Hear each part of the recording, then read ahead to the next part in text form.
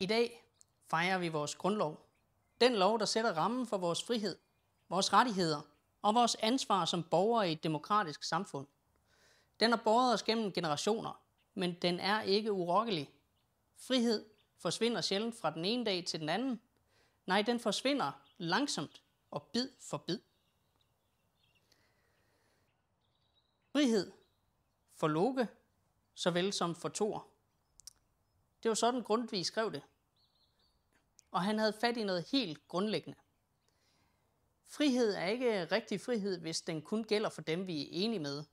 Hvis vi kun tåler det, der er pænt, rigtigt og populært, så har vi i virkeligheden afskaffet friheden.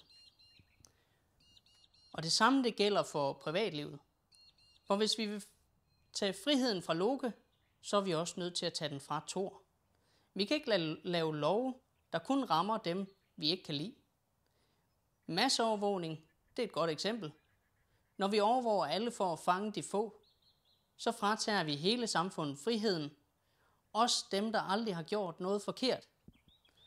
Ægte frihed er ikke selektiv. Den er principfast, og den gælder især, når det er svært. Først siger man, at det er for vores trygheds skyld. Så begynder staten at registrere mere og mere om os. Hvor vi er, hvad vi siger, hvad vi synes, og hvem vi mødes med. Når staten først ved alt om borgerne, så bliver det også let at straffe dem, der mener noget forkert. Først bliver det måske de ukorrekte jokes, og så dem, der kritiserer magten. Og til sidst, så begynder vi selv at tie.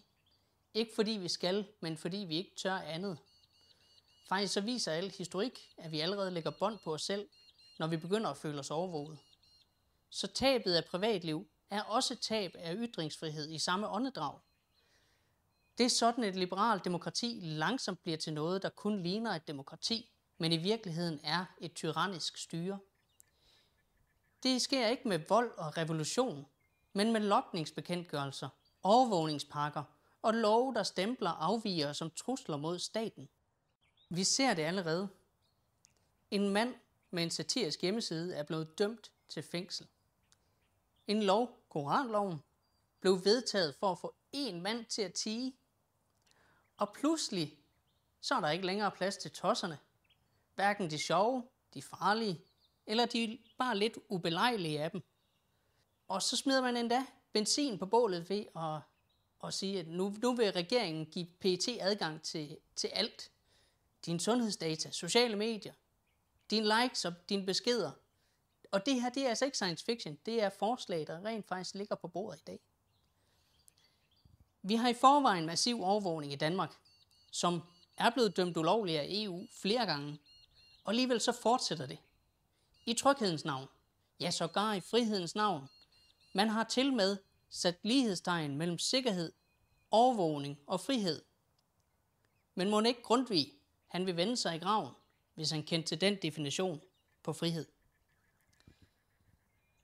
I grundloven står der, enhver er berettiget til på tryk, i skrift og tale at offentliggøre sine tanker, dog under ansvar for domstolene.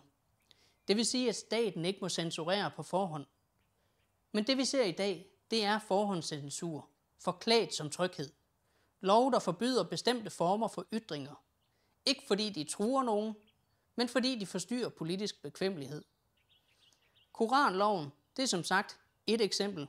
Og hvis vi ikke passer på, så kommer vi til at erstatte paragraf 77 med en helt anden paragraf, som lyder, du må ytre dig frit, men kun hvis staten kan lide det, du siger. Og i paragraf 72 står der, boligen er ukrænkelig. Ransagning, beslaglæggelse og undersøgelse af breve og andre papirer samt post- og telekommunikation må kun ske efter en retskendelse. Det vil sige, at staten ikke bare må snage i vores privatliv. Så grundloven, den skal ikke kun fejres, den skal også forsvares. For hvad er frihed værd, hvis vi sælger den for et løfte om sikkerhed? Hvis staten overvåger alt, så er det ikke frihed, det er kontrol. Så det er på tide at slå bremsen i. Det er på tide at sige nok, det er nok. Og som liberal, så ser jeg det som min fornemste opgave at værne om netop de her rettigheder. Og bliver jeg en dag valgt til Folketinget, så vil jeg kæmpe ikke bare imod flere indskrænkninger, men også for at fjerne de overgreb mod friheden, der allerede er begået. Mange tak for jeres opmærksomhed, og rigtig god grundlovsdag. Ud og kæmpe for den.